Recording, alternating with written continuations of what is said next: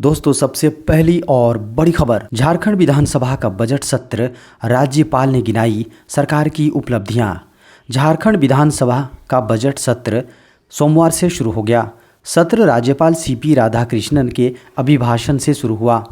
उन्होंने सरकार की उपलब्धियां गिनाई और कहा कि राज्य सरकार ने लोक और तंत्र की परस्पर सहभागिता से सरकार के संचालन का विशिष्ट उदाहरण पेश किया है।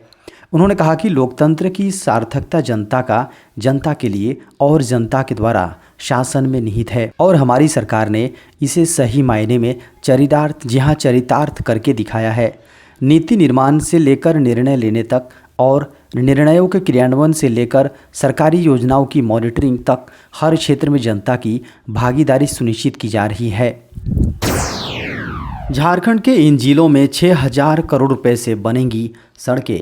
केंद्र की भारतमाला परियोजना के तहत झारखंड के इन जिलों में 6,000 करोड़ रुपए से सड़क बनाई जाएगी।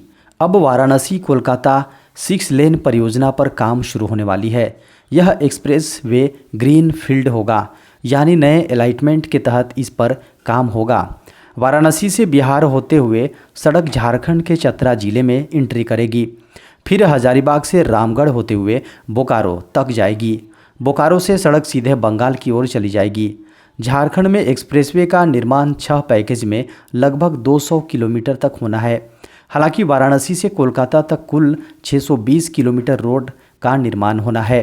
इस पर लगभग 6,000 करोड़ रुपए खर्च होंगे।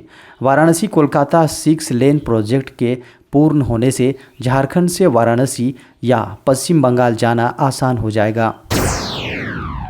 झारखंड में होली के बाद होगा शिक्षकों का स्थानांतरण।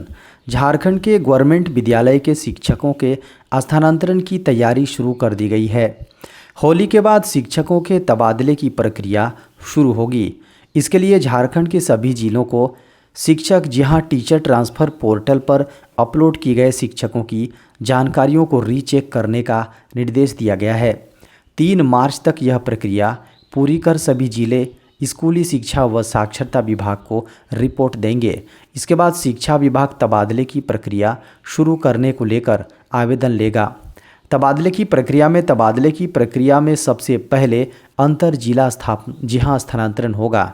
इसमें महिला शिक्षिकाओं, असाध्य रोग से पीड़ित, दिव्यांग व पति पत्नी जो सरकारी सेवा में हैं, उनका स्थानांतरण किया जाएगा।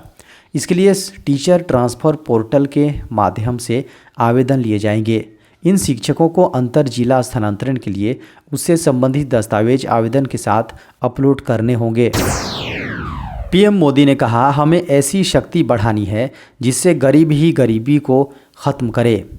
प्रधानमंत्री नरेंद्र मोदी ने सोमवार को समग्र आवास सभी के लिए आवास पर पोस्ट बजट वेबिनार को संबोधित करते हुए कहा कि इस वर्ष के बजट में गरीबों के लिए 80,000 करोड़ रुपए का प्रावधान किया है। उन्होंने कहा, हमें हाउसिंग फॉर ऑल की मुहिम को तेज़ी से आगे बढ़ाना होगा। पीएम ने कहा कि लक्ष्य को पूरा करने के लिए बजट में हजारों करोड़ों रुपए का प्रावधान किया गया है। 2019 तक हमारे देश के ग्रामीण इलाकों में सिर्फ 3 करोड़ घरों में ही नल से जल जाता था। अब इनकी संख्या बढ़कर 11 करोड़ से अधिक हो चुकी है।